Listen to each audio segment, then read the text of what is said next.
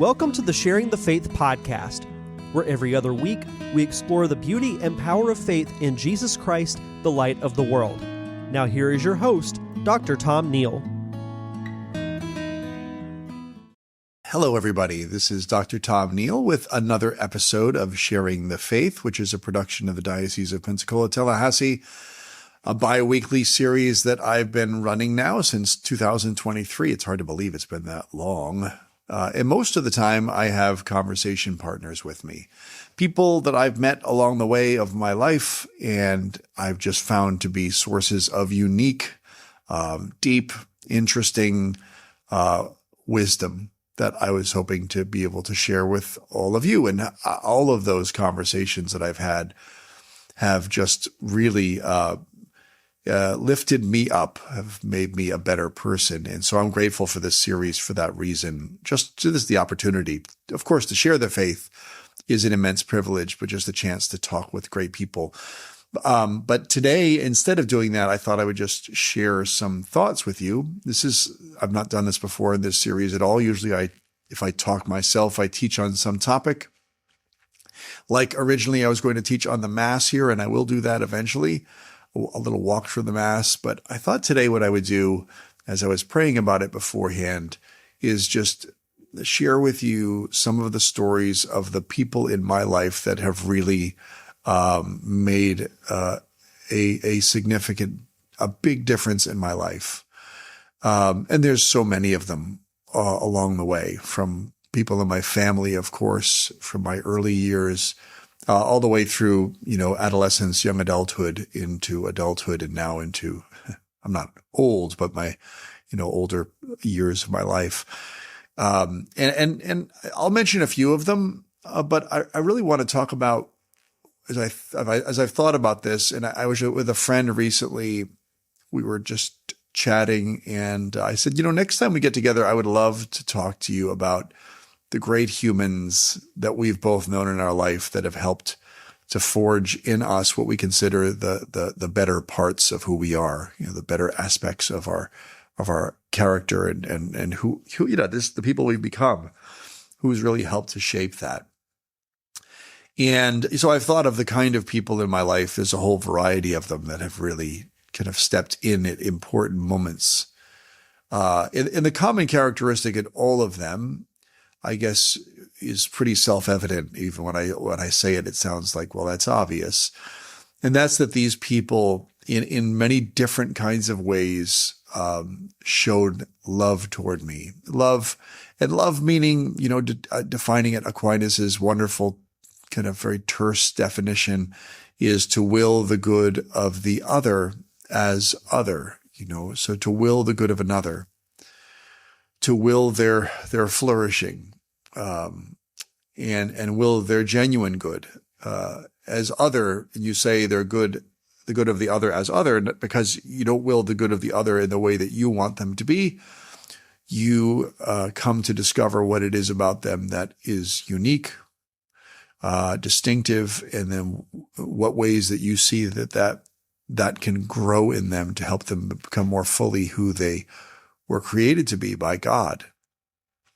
And that's what you want to happen. And so people along the way of my life have done that for me again and again, certainly from my parents, my siblings, grandparents, in different ways, contributed to that. And then just other people in my life. And as I thought about that, I thought, well, what maybe threads through all of those people would be common characteristics of what it means to say that those people loved me or showed love toward me. There's a few examples I'd like to use to make that point. But I think one of the things that stands out most about each of them, the ones especially that influenced me the most, is that those people were genuinely interested in my thoughts, in the way that I see the world. And as part of that, allowed me to open myself up, to reveal my thoughts on things, to kind of take a risk and put my opinion on things or what my passions are in life. Because there's so many ways in life that for so many of us, our experience of life convinces us that no one is really interested in who you are or what you think. Those things can happen to us as we grow, and that makes us kind of, you might say, gun shy to being able to reveal ourselves, to kind of open ourselves up. And so people in my life who have done that for me, who have been great listeners, maybe that's the key word here, is they're great listeners. And my wife and I talk about this with some frequency, and some of my children as well, that it's fairly rare in life to meet people who, when you speak with them, show a genuine interest in you and your worldview. And there's lots of reasons for that, but it's pretty rare. It's rare that someone will ask you a question and then listen to you with attention, with interest, and just reveal that it's clear that they really do want to know what you think. And so that's pretty rare. But I could say that people who have had the most impact on me in my life are those who have been capable of doing that, of really listening. I remember when I was in middle school, I was at a boarding school. I was a day student at a boarding school when I was in middle school, and I had repeated the 7th grade. Prior to that, I was in Catholic school, and I had flunked out of all my classes, and I had to repeat the grade, 7th grade. And my parents mercifully moved me from that school to another school, so I didn't have to go through the humiliation of repeating the grade and then ending up in the class with younger kids that had been, behind me in the grades. So I went to this school, and, it was further away from my house than I was used to, and it was a whole new group of people I'd never met. I knew no one. So that was challenging, and I was going through a really difficult, kind of dark time in my life at the time. Things were happening in my home life that were very challenging. And my parents had hired for me a tutor because I had pretty severe reading problems. I had a very low level reading level, maybe 2nd grade. In 7th grade, I had a 2nd grade reading level. And so I needed help. So they hired a tutor for me who was in the school, who would meet with me at least several times a week. I think maybe even every day for the first year. And his name was John Wallace, Mr. Wallace. And this was up in Connecticut. And I remember Mr. Wallace very well. I remember what he looked like. And this was back in the early 1980s. And I remember that when we began meeting together, and of course he would, go over subjects with me, English and math and science and so on. And I remember he would begin the sessions by saying, how are you doing? And, for the first however long I would, say, okay, or whatever, like a typical adolescent, I didn't have much to say. But as I remember, one day I came into school, and it had been a particularly bad day at home. And I remember coming in, and he asked me, the usual, how are you doing? And I think I remember, kind of crying, breaking down and crying, and then just told him, I don't remember what I shared. It's been so long, but I shared with him something of what was going on there. And I remember he just listened. He didn't really say much. He said, thank you so much for telling me that. And then we went into the lesson.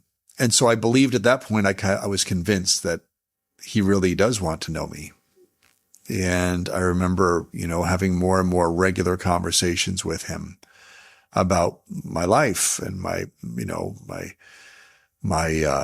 difficulty with finding real friendships, sustaining them, experiencing a experience of being bullied or physically beat up, by other students, and anyway, all kinds of difficult, challenging adolescent things. And remembering that he just his compassion was such a seed of hope for me. I mean, I wouldn't have said that then, but it was a seed of hope for me. And, and I was there from 7th, 8th, and 9th grade. They went to 9th grade. And then I went 10th grade to a Catholic high school elsewhere. So for 3 years, I had him, and he became just such an important part of my life. And he gave me a sense of confidence, that I could succeed, and that there was a kind of meaning and purpose, to my life. I never forget that. I would never forget that. And years later, when after probably in my first year of high school or so, I really fell away from the practice of my faith, internally just found it completely irrelevant and uninteresting, and eventually, I loathed the church, going to church, and anything to do with religion for complicated reasons. It really came to, in many ways, I would get physically ill. I remember when I would go to church. Anyway, but he had planted something in me. And so after I came back to my faith again, when I was in college, I had a kind of really life-changing experience of Christ in my dorm room back in the middle 80s.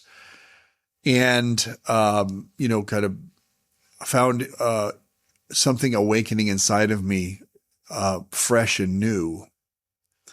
And that was a sense of wonder at life, of hunger to learn, of curiosity. And I began to discover prayer for the first time in my life. I'd never known prayer. I mean, prayer had been Hail Marys or saying a novena for something I wanted or whatever when I was little. But I never had any sense whatsoever of prayer as a living relationship, conversation with a God who is intensely interested in everything that we have to say, every aspect of our inner life, every fear, every hope, every desire, whatever, joy and sorrow. And I began to taste that. And I remember just being so enamored by, how did I never know that this existed? That there was a God and a mystery of faith surrounding that God that opens up in me the best elements of who I am, and allows me to feel loved in a way I've never been loved before. Anyway, so that was growing in the first year or 2 years after my conversion or reversion experience in college. And I remember, as all that was happening, I kept remembering Mr. Wallace and thinking of him, and thinking how he, in many ways, for me, had been the first, well, not the first, but a unique sign of God's love, and not just his love in general, but God's very intense interest in me. And I remember one time I was listening to a talk on a cassette tape. I can't remember which one. It was Bishop Sheen or who it was. But he said that the silence of God is not God's a sign of God's distance or his apathy toward us. God's silence is a sign of the exquisiteness of his listening, that he's so attentive to us, that he doesn't want to make a single sound to interrupt, so that we can reveal ourselves, open ourselves up, pour our hearts out, speak our minds, and find on the other end someone who's,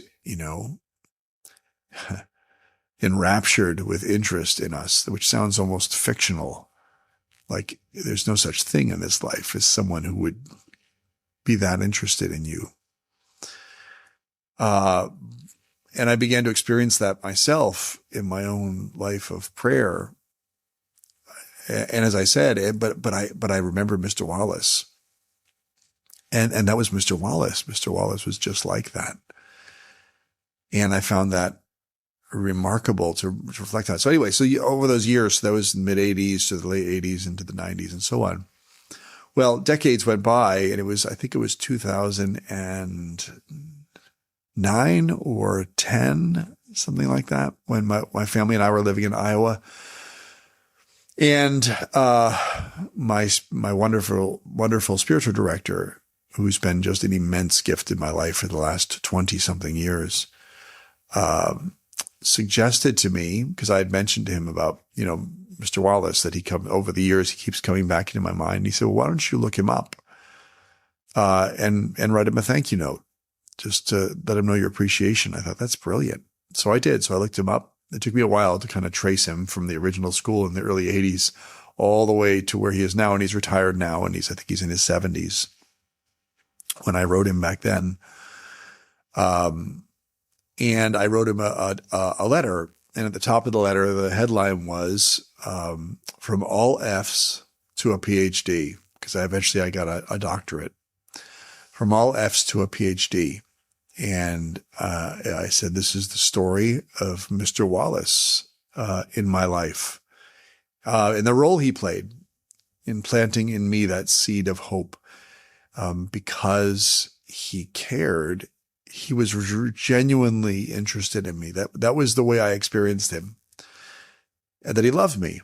Although I wouldn't have said that, I wouldn't use those words as an adolescent, but that's what it was, that he genuinely loved me. And so I wrote him a letter and told him just, what all my memories of him, and then, kind of highlights of what happened since then.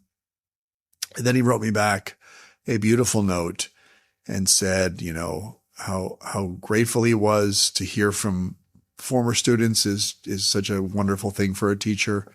And he said, I'm an old man now.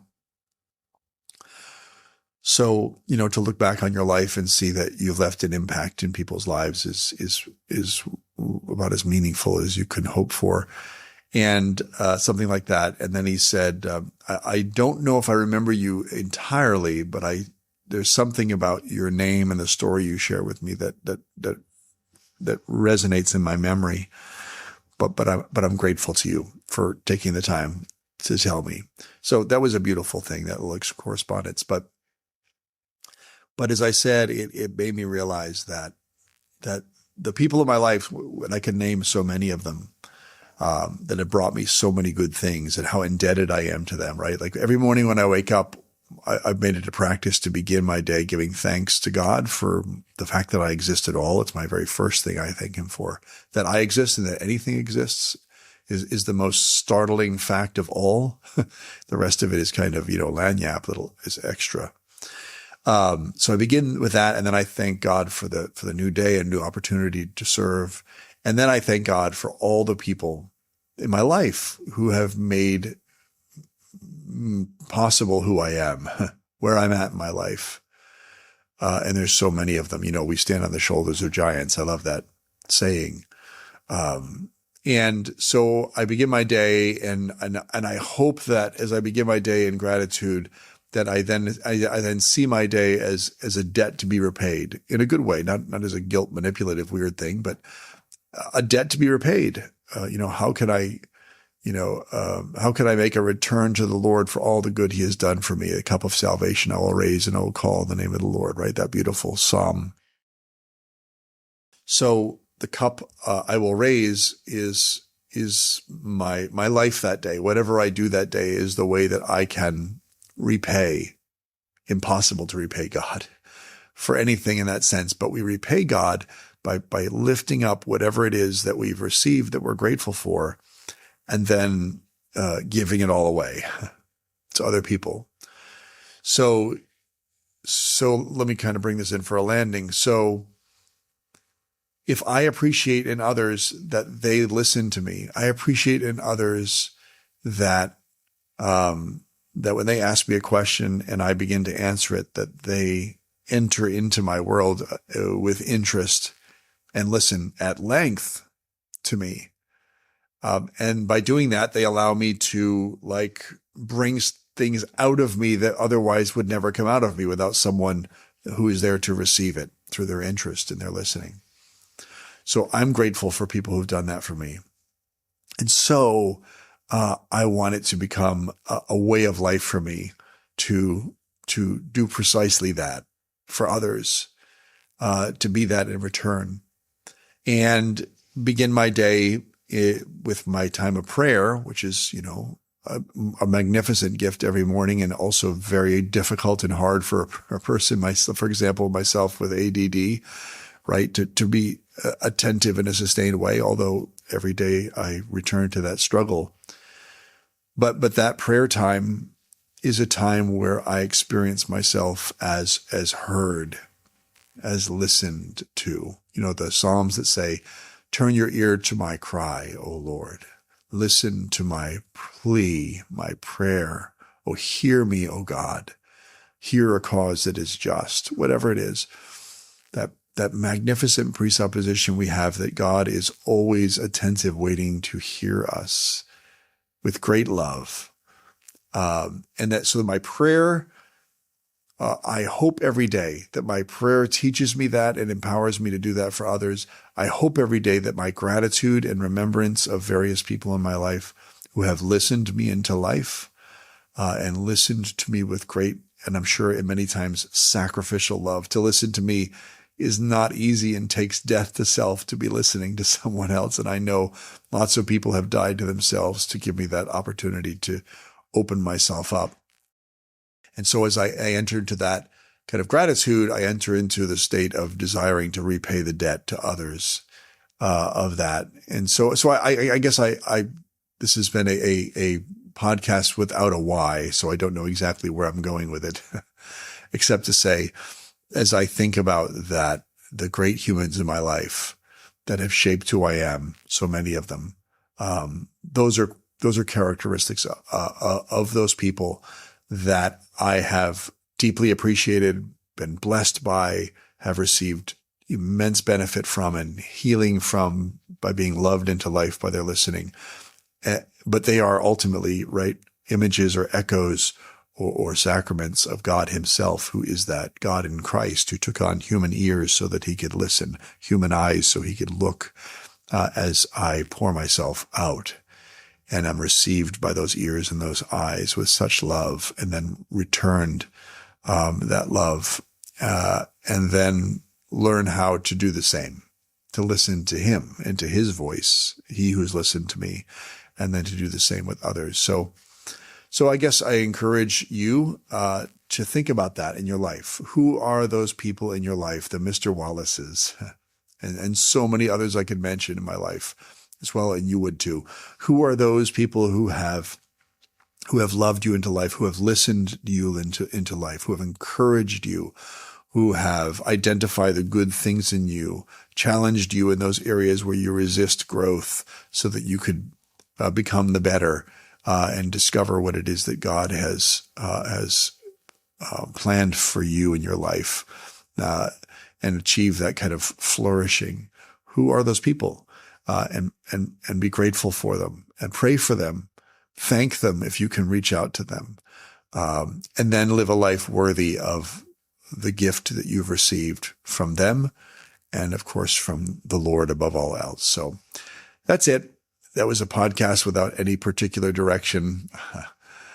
I'm not sure if this is useful to you. I'm grateful for the opportunity to share a little bit about my own gratitude for these things in my own life. So may the Lord bless you this season of Easter, when you listen to this, with many good gifts, and may he make you the very person for others that others have been for you. God bless you.